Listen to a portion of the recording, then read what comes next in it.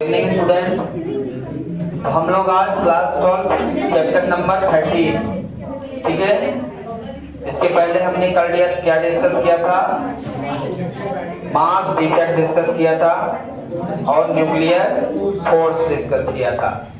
आज हम लोग रेडियो एक्टिव एलिमेंट्स और रेडियो एक्टिविटी डिस्कस करेंगे, जो पहले हमारे सिलेबस में नहीं था। बहुत छोटा सा टॉपिक है, पहले ज़्यादा था। अब क्वेश्चन इससे आने की संभावना कम रहती है।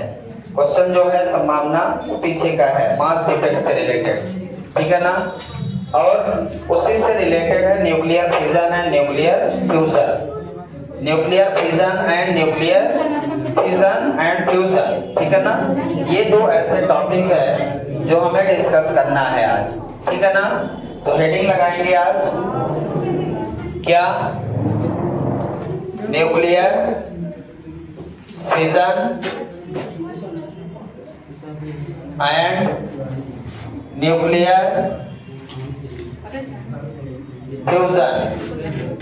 पिछले साल ये पेपर में आया था, सेम क्वेश्चन पिछले साल का 2024 में क्वेश्चन आया था, डिफाइन न्यूक्लियर फिजन, ठीक है, प्रीवियस ईयर। तो हम इसको, बहुत छोटा सा टॉपिक है जिसे पढ़ना चाहते हैं, फिजन एंड फ्यूजन। फिजन का मतलब है टूटना, स्प्लिट होना।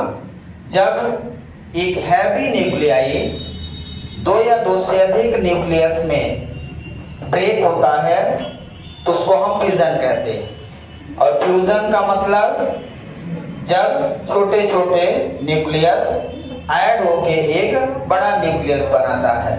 तो दोनों चीज बहुत सिंपल है, कोई इसमें कठिनाई नहीं है।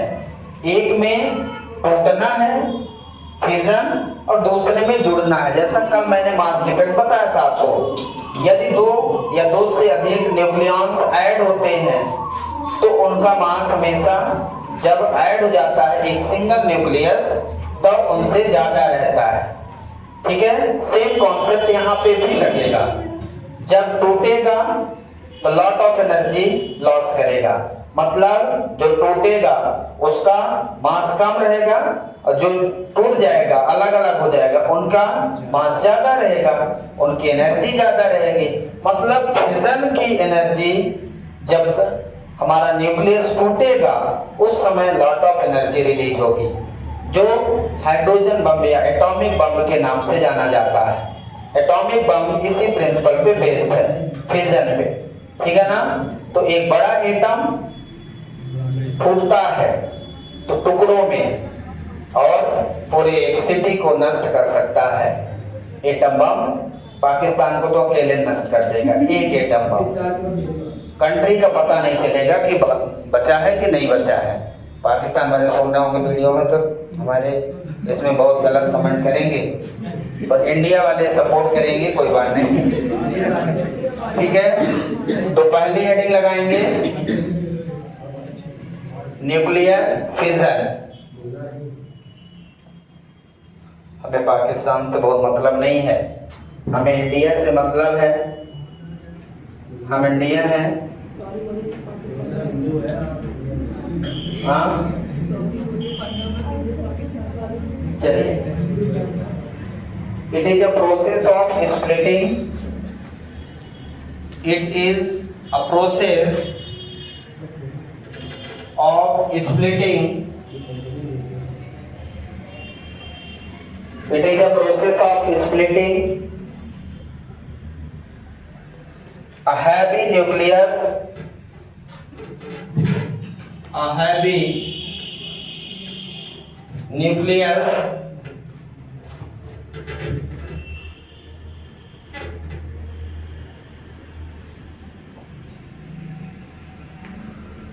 splitting of heavy nucleus into two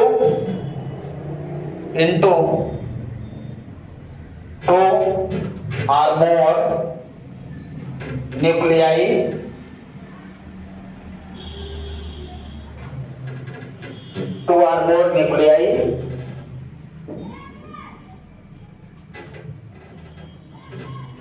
ठीक है ना। It is a process of splitting a heavy nucleus into two or more nuclei and release a lot of energy, a lot of energy during fission, ठीक है।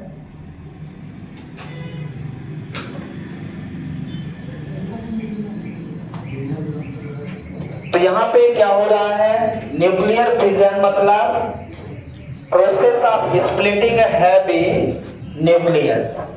Heavy nucleus क्या होगा, टूटेगा। यहां हम रेडियो एक्टिव एलिमेंट्स की बात करेंगे।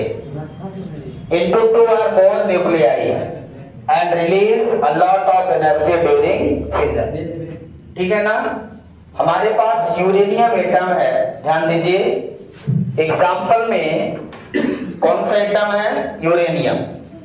Uranium atomic number 92 235। इसमें एक न्यूट्रॉन ऐड करेंगे तो ये कितना बन जाएगा, यूरेनियम 92 236, ठीक है ना। क्योंकि इसमें न्यूक्लियस में प्रोटॉन और न्यूट्रॉन होते हैं, तो न्यूट्रॉन उसमें ऐड है। तो ये यूरेनियम 92 236 स्प्लिट होगा, ब्रेक होगा, टूटेगा। किसमें, बैरियम प्लस क्रिप्टॉन। बैरियम का एटॉमिक नंबर बोलिए, बैरियम 56, बैरियम 56 141 प्लस क्रिप्टॉन का 36, इसको ऐड करिए। 56 36 ऐड करते हैं, कितना हो जाएगा, मिल गया आपको 56 प्लस 36 इक्वल टू 92। ये एटॉमिक नंबर उतना ही होना चाहिए, ध्यान रखिए।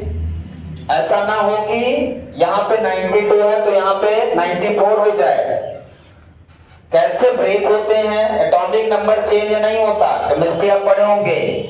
ये एटॉमिक नंबर कितना है इसका, 92 यूरेनियम का। तो यहाँ दोनों एलिमेंट, दो एलिमेंट में ब्रेक होता है, दो न्यूक्लियस में ब्रेक होता है। एक बेरियम का न्यूक्लियस, दूसरा क्रिप्टॉन का न्यूक्लियस।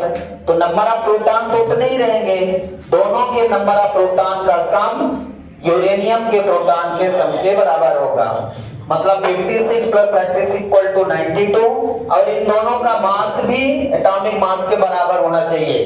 तो कितना हो रहा है, कितना घट रहा है, बराबर है क्या, नहीं है, कितना है, 3 कम है। कितने, 3 कम है। इसका मतलब 3 न्यूट्रॉन आप लगा दोगे यहाँ। कितने न्यूट्रॉन, 3n01। ये न्यूट्रॉन 3 इस तरह से लिखा जाएगा। इसका मतलब इसका एटॉमिक मास 3 हो गया और एटॉमिक नंबर यहाँ पे 0 है, ठीक है ना। 3 इंटू 0n1 लिखेंगे, प्लस एनर्जी यहाँ पे रिलीज होगी। जब ये ब्रेक होगा तो energy, lot of energy release होगी, ठीक है ना। तो इसमें लगभग जो एनर्जी 200 जूल की रिलीज होती है, ठीक है ना। 200 जूल की एनर्जी रिलीज होती है इसमें, समझ आया क्या। तो बहुत एनर्जी रिलीज होती है, इसका यूज हम लोग एटम बम में करते हैं, ठीक है। तो इस तरह से आप इसको एग्जाम्पल के तौर पे 2 मार्क्स का आता है ये, तो आपको पूरा डेफिनेशन के साथ एग्जाम्पल भी लिखना होगा। एग्जाम्पल याद रहेगा और डेफिनेशन, ठीक है। न्यूक्लियर फिजन मतलब टूटना, फिजन मतलब टूट जाना। तो एक बड़ा न्यूक्लियाई जब छोटे न्यूक्लियाई में ब्रेक होता है तो वहां पे होता है न्यूक्लियर फिजन। लिख लें, यहां तक नोट डाउन कर लें जल्दी से।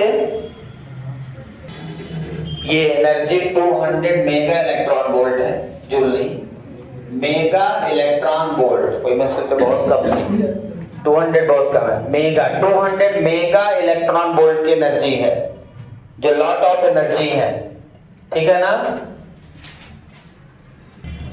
इसमें जो एनर्जी रिलीज होती है वो न्यूक्लियर फ्यूजन से लगभग 4 गुना अधिक होती है। ठीक है, न्यूक्लियर फ्यूजन से लगभग 4 गुना अधिक होती है एनर्जी। मतलब जो एनर्जी रिलीज होती है वो न्यूक्लियर फ्यूजन से फिजन में 4 गुना अधिक होती है। ठीक है, अब अगला है टॉपिक न्यूक्लियर फ्यूजन। फ्यूजन में क्या होता है, दो छोटे छोटे या दो से अधिक न्यूक्लियाई क्या होते हैं, ऐड होते हैं, जुड़ते हैं, कंबाइन होते हैं। It is a process of combining a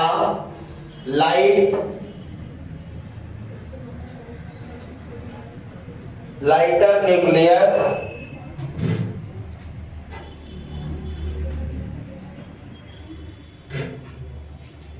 it is a process of combining a lighter nucleus to form a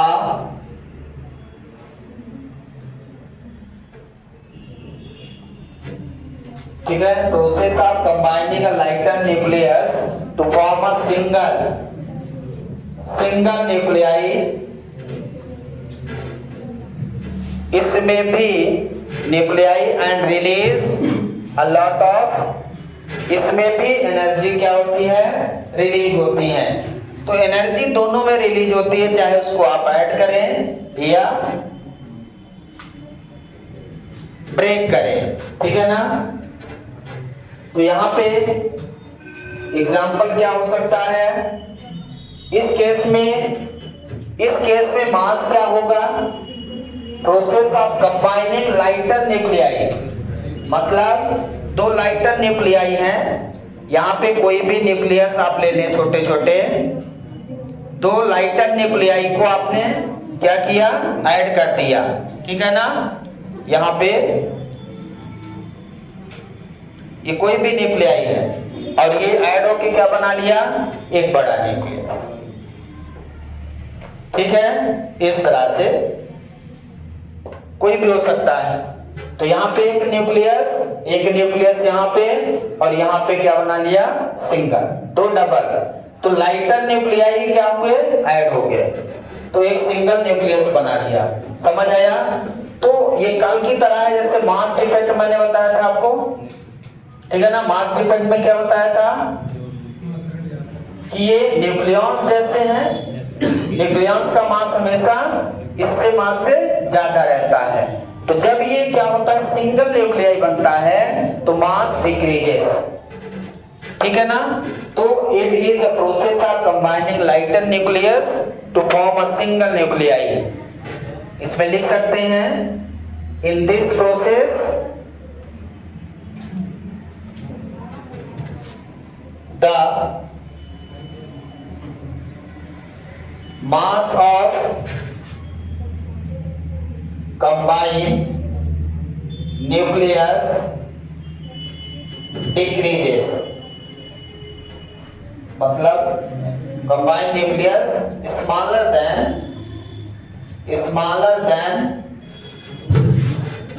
the mass of lighter nucleus।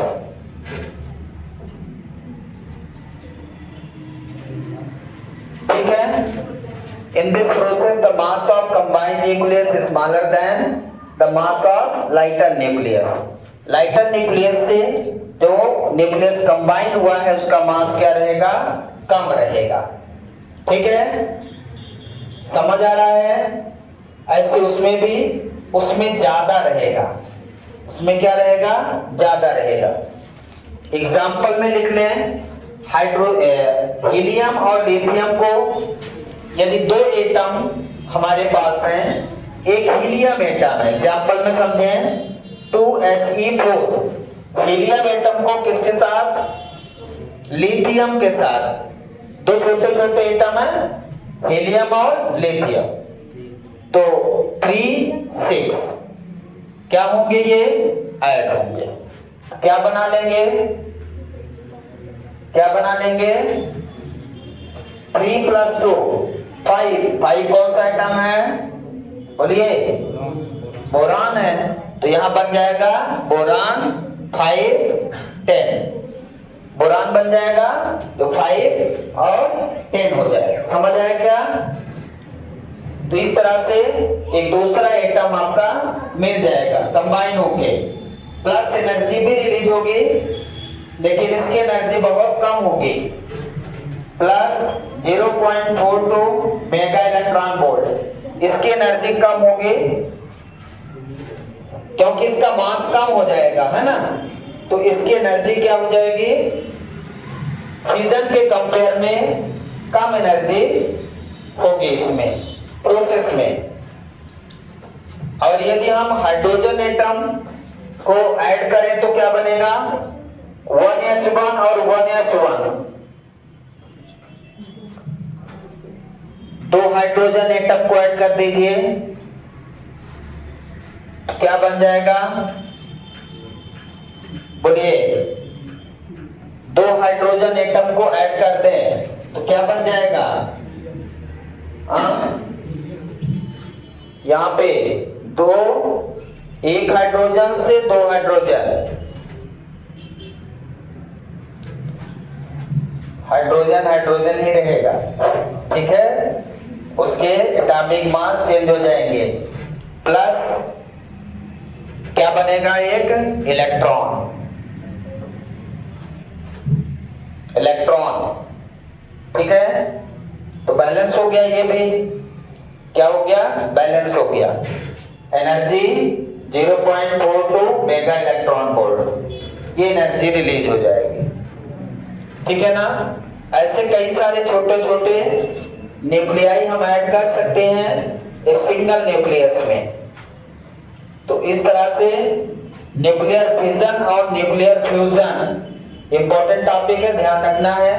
इनमें डिफरेंस भी आता है, तो डिफरेंस कई सारे लिख सकते हैं, 2 या 3 नंबर का आता है, 4 नंबर का नहीं आता।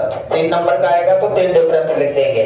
एनर्जी ज्यादा रिलीज होती है इसमें कम रिलीज होती है, ठीक है ना। इसमें स्प्लिट होता है फिजन में, फ्यूजन में कंबाइन होता है, ठीक है ना। इसमें मास क्या होता है, कम हो जाता है, उसमें मास क्या हो जाता है, ज्यादा हो जाता है, ठीक है ना। तो ये सारी चीजें आपको क्या करना है, लिखना है डिफरेंस के रूप में। Difference between fission and fusion लिख लेंगे कि लिखवाएं, लिख लेंगे ना, हेडिंग लगा लीजिए, अपने से लिखिएगा, right the difference between, heading तो लगा लीजिए, अपने से करके आना है, right the difference between nuclear fission and nuclear fusion, ठीक है ना। इसको आपको अपने से घर में करना है, क्लियर है, समझ आया क्या?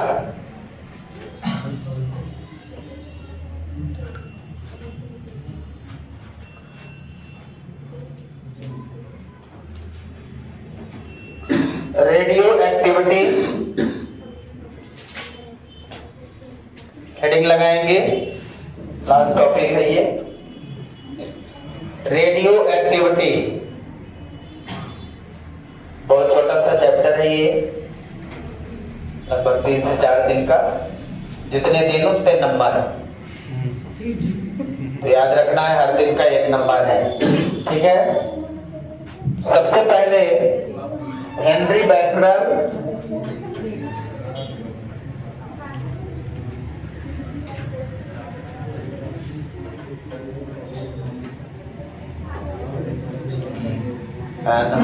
Henry Becquerel,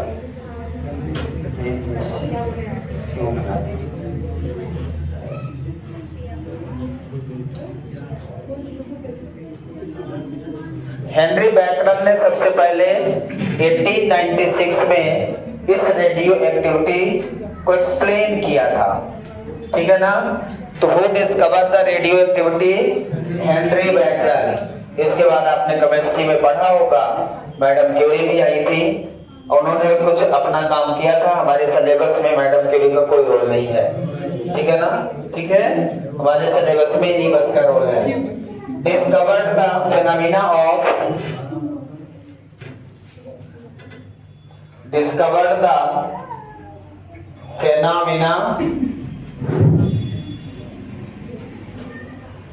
phenomena of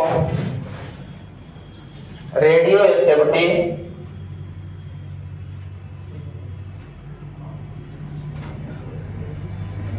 in 1896। 1896 में इन्होंने एक फेनोमेना डिस्कवर किया जिसे हम रेडियो एक्टिविटी कहते हैं।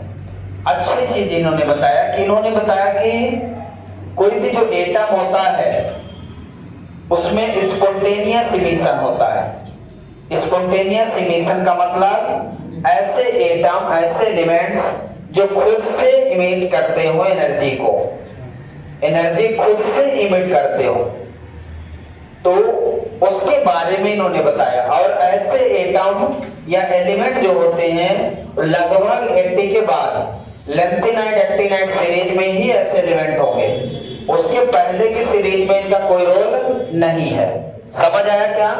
तो इसको लिखेंगे हम लोग the process of spontaneous emission. यहां पे the process of spontaneous emission, the process of spontaneous emission of radiation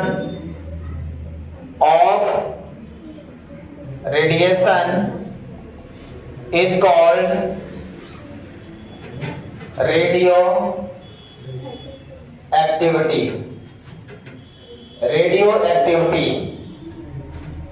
ठीक है ना? It's called radioactivity. The substance which have the property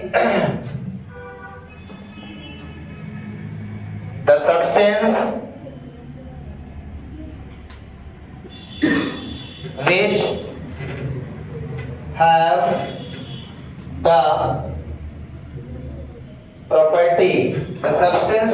the property of spontaneous emission of radiation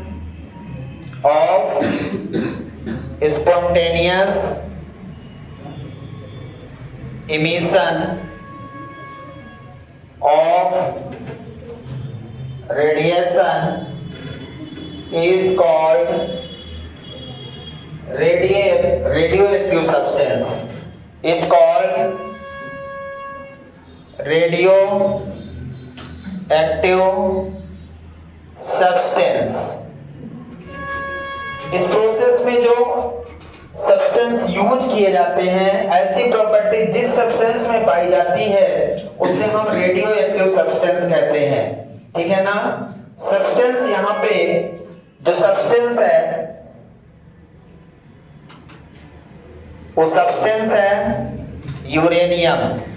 कौन सा है? Uranium.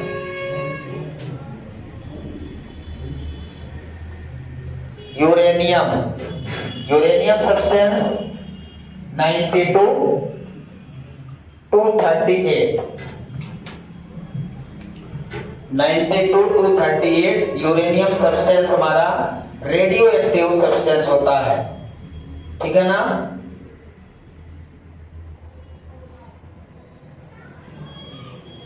तो इसमें क्या होता है कि लगातार इसके न्यूक्लियस से एनर्जी रिलीज होती रहती है। इसमें लगातार एनर्जी रिलीज होती रहती है। ये ऐसे सब्सटेंस हैं कि इनके न्यूक्लियस से हमेशा एनर्जी रिलीज होती रहती है। समझ आया क्या? तो जिसमें एनर्जी अपने आप रिलीज हो बिना किसी फोर्स के, बिना किसी गिवन एक्स्ट्रा एनर्जी के, ऐसे प्रोसेस को हम स्पॉन्टेनियस इमिशन कहते हैं। स्पॉन्टेनियस इमिशन का मीनिंग ये है कि बिना किसी गिवन एनर्जी, बिना किसी गिवन फोर्स, मतलब एक्सटर्नल कुछ भी नहीं देना है हमें, उस एटम में अपने आप कोई एनर्जी रिलीज हो, ठीक है ना। ऐसे प्रोसेस को हम स्पॉन्टेनियस इमिशन कहते हैं, ये हमें ध्यान रखना है। ठीक है, क्लियर, समझ आया, पॉइंट लिख लिया आपने। अब यहां से जब ऐसा इमिशन होता है तो कुछ रेडिएशन मतलब रेडियो एक्टिव एलिमेंट्स हैं। तो आपने नाम सुना होगा कि ऐसे एलिमेंट्स जो रेडियो एक्टिव होते हैं वो अल्फा पार्टिकल होते हैं। बताया था मैंने उस दिन रदरफोर्ड मॉडल में बताया था। मतलब यहाँ पे अल्फा पार्टिकल, बीटा पार्टिकल और gamma particle, alpha beta gamma rays के नाम से रेडिएशन निकलती हैं। ठीक है ना। वो रेडिएशन हम बताने वाले हैं आपको कि कैसे वो निकलेंगी बाहर। तो इसके लिए हम सबसे पहले क्या करेंगे, एक लेड कैविटी लेंगे जैसा हमने वहां पे लिया था। तो यहाँ पे एक लेड कैविटी ले लेते हैं। सबसे पहले इसको आपको अच्छे से बनाना है।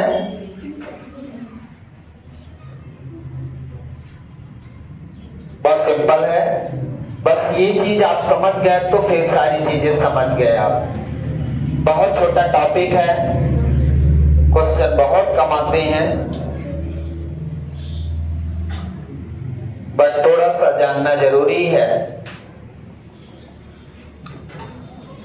इसमें यहां पे रेडियो एक्टिव सब्सटेंस रख देता हूं। क्या रख देता हूं, रेडियो एक्टिव सब्सटेंस। हमने रेडियो एक्टिव सब्सटेंस रख दिया। अब रेडियो एक्टिव सब्सटेंस में क्या होता है, स्पॉन्टेनियस इमिशन होता है। कैसा इमिशन होता है, स्पॉन्टेनियस इमिशन। और ये इलेक्ट्रिक और मैग्नेटिक फील्ड दोनों में काम करता है। मतलब चाहे इलेक्ट्रिक फील्ड हो चाहे मैग्नेटिक फील्ड हो, दोनों में रेडिएशन करता है। इलेक्ट्रिक फील्ड में भी मैग्नेटिक फील्ड। यदि मैं पहले इलेक्ट्रिक फील्ड का बनाता हूं और फिर यहीं पे मैग्नेटिक फील्ड का भी बना देता हूं, ओके, तो एक ही से समझ ले। यहां से क्या होगा, ये लेड कैविटी है, ठीक है। अब इसमें से रेडिएशन बाहर निकलेंगे। यहां हम दो काम करते हैं, दो प्लेट लेते हैं, एक निगेटिवली चार्ज पार्टिकल प्लेट लेते हैं और एक दूसरी पॉजिटिवली चार्ज प्लेट लेते हैं। दो प्लेट हमने लिया, मतलब एक इलेक्ट्रिक फील्ड अप्लाई किया हमने इलेक्ट्रिक फील्ड अप्लाई किया है, ठीक है। तो अब यहां पे जो कंडीशन बनने वाली है तो तीन प्रकार से कंडीशन बनेगी। एक कंडीशन ऐसी होगी जिसमें इसका रेडिएशन सीधा होगा, एक कंडीशन ऐसी होगी जिसमें रेडिएशन इस प्रकार से होगा और एक कंडीशन ऐसी होगी जिसमें रेडिएशन इस प्रकार से होगा। अब ये कब और कैसे होगा, कहीं पॉजिटिव कहीं नेगेटिव में जा रही है तो कैसे जाएगी और क्यों जाएगी, ये सारी चीजें हमें समझना है। समझ आया क्या? तो हमने रेडियो एक्टिव सब्सटेंस लिया है, कोई भी सब्सटेंस आप ले सकते हैं। यहां पे अल्फा रेज आएगी, ये जो रेज आ रही हैं अल्फा रेज कहलाएंगे। क्यों? क्योंकि अल्फा रेज क्या होती हैं, पॉजिटिवली चार्ज पार्टिकल हैं। अल्फा रेज क्या है, पॉजिटिवली चार्ज पार्टिकल है। अल्फा रेज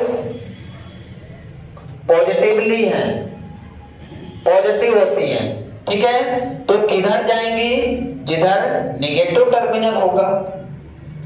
गामा रेज क्या होती हैं, बीटा रेज, ये बीटा रेज है। यहां ये जितनी रेज यहां आएंगी वो सब पॉजिटिव टर्मिनल पे आ रही, मतलब बीटा रेज नेगेटिव होती हैं। बीटा रेज क्या होती हैं, नेगेटिव होती हैं। तो किधर जाएंगी, पॉजिटिव टर्मिनल पे जाएंगी। क्योंकि बीटा रेज नेगेटिव होती हैं इसलिए वो कहां जाएंगी, positive terminal. Alpha rays means alpha particles जो रेडिएशन निकलेगा, alpha particle positively charge particle है तो निगेटिव में जाएगा, ठीक है। और गामा बचा, अब कौन सा बचा? गामा। गामा क्या होता है? मतलब जब रेस सीधी चली जाएगी तो उसका क्या मतलब है?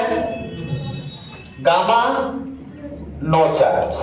यदि सीधी जा रही है ना तो नेगेटिव पे ना तो पॉजिटिव पे, इसका मतलब उस पर कोई चार्ज नहीं है। यदि उस पर कोई चार्ज होता तो जरूर कहीं ना कहीं जाती। मान लो पॉजिटिवली चार्ज होता गामा तो नेगेटिव की ओर चला जाता, मतलब इस पे चार्ज है ही नहीं कुछ। तो इसमें क्या है? Gamma rays has no charge, have no charge, ठीक है। इसमें कोई चार्ज नहीं है, मतलब गामा रेज न्यूट्रल है। Alpha positively charge particle, beta negatively charge particle और गामा नो चार्ज। समझ आया क्या? ये इंपॉर्टेंट पॉइंट आपको याद रखना है इसमें। क्लियर है? बना लीजिए इसको जल्दी से।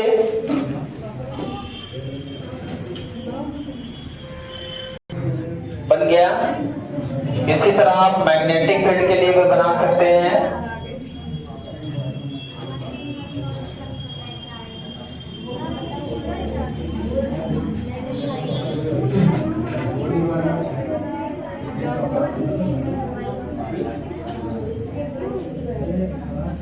मैग्नेटिक फील्ड के लिए सेम कंडीशन है। यहां पे मैग्नेटिक फील्ड आपके प्रेजेंट है,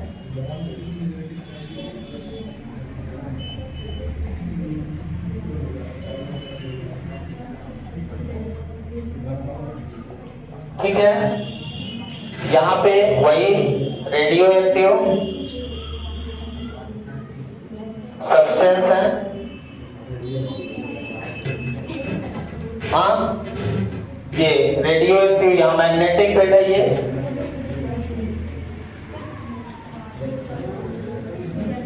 यहां इलेक्ट्रिक फील्ड था, ये इलेक्ट्रिक फील्ड। मतलब इस दो सब्सटेंस को हम चाहे इलेक्ट्रिक फील्ड में रख दें चाहे मैग्नेटिक फील्ड में रख दें, तब भी हमारे alpha beta gamma particles radiate होंगे। मींस यूरेनियम जो हमारा रेडियो एक्टिव सब्सटेंस है तब भी रेडिएशन प्रोड्यूस करेगा, ठीक है ना। तो यहाँ पे भी कंडीशन वही है, जो रेस सीधा जा रही है डेविएट नहीं हो रही है, वो हमारी गामा रेज हो गई। जो इसमें इनवर्ड जा रही, कुछ इनवर्ड जाएंगी कुछ आउटवर्ड जाएंगी, कुछ इनवर्ड जाएंगी कुछ आउटवर्ड जाएंगी, उसके हिसाब से इसका डिसीजन होता है।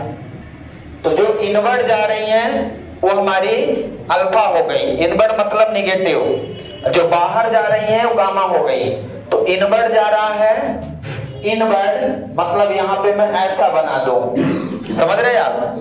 जो अंदर की ओर जा रही हैं तो अल्फा रेज हैं, क्योंकि अल्फा पॉजिटिव होता है, ठीक है। तो वो निगेटिव की ओर जाएगा, मतलब अपोजिट डायरेक्शन में जाएगा, फील्ड के अपोजिट डायरेक्शन में। और ये हो गई गामा रेज, ऐसा आपको समझना है।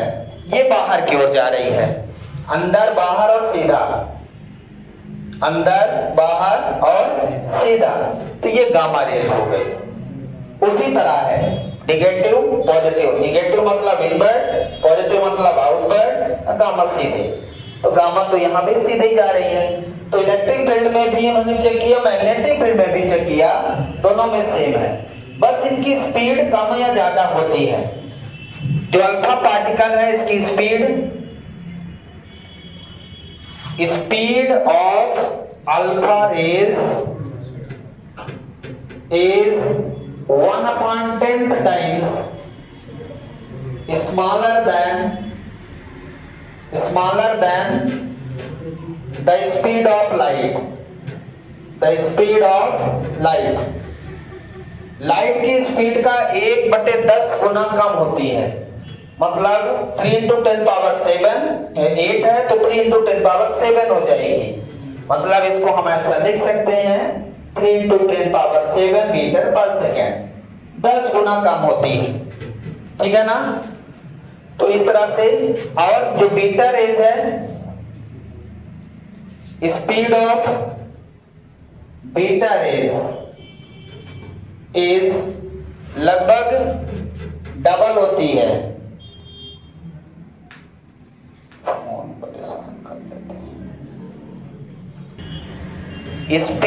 Speed of beta raise is 90% less, मतलब 90% of the speed of light.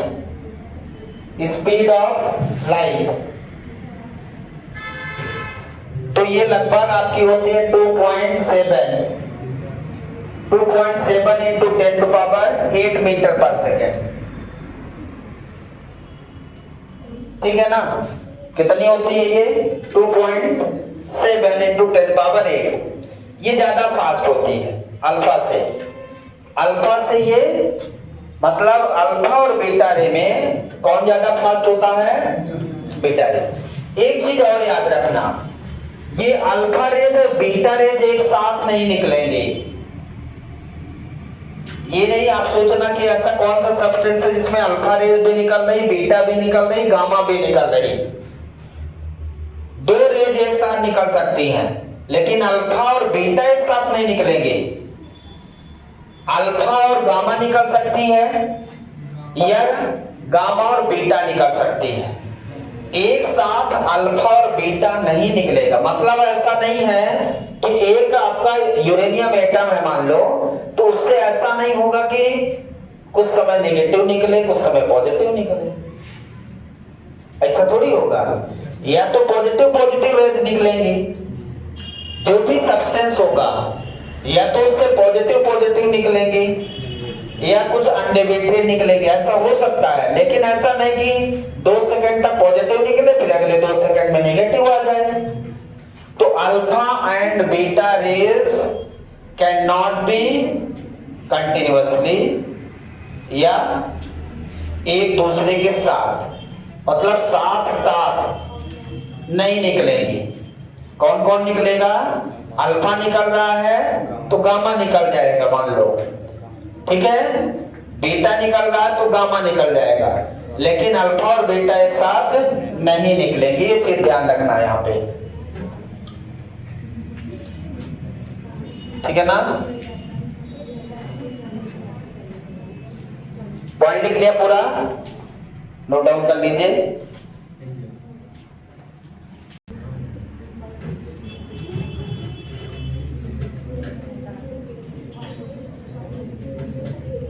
Beta rays effect photographic plate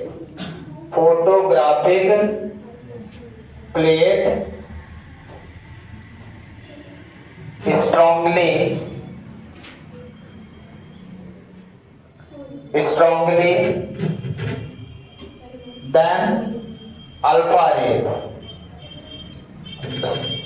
ये अल्फा और बीटा रेज दोनों फोटोग्राफिक प्लेट पर इफेक्ट डालती हैं, इफेक्ट फोटोग्राफिक प्लेट, लेकिन बीटा रेज ज्यादा स्ट्रांगली इफेक्ट डालती है। क्यों? क्योंकि उसकी स्पीड ज्यादा होती है अल्फा के कंपेयर में। अल्फा के कंपेयर में बीटा रेज की स्पीड ज्यादा होती है, इसलिए वो फोटोग्राफिक प्लेट पे ज्यादा इफेक्ट डालती है और गामा कोई इफेक्ट नहीं डालेगा, ठीक है ना।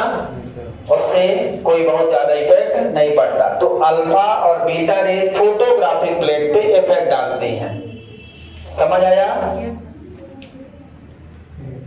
तो ये फार्मूले हमको याद रखना है। हमारा ये टॉपिक न्यूक्लियाई का कंप्लीट हुआ। बाकी कल क्वेश्चन करेंगे एनसीईआरटी के, कल ले आइएगा, उसके बाद सेमीकंडक्टर स्टार्ट करेंगे। Thank you, have a nice day.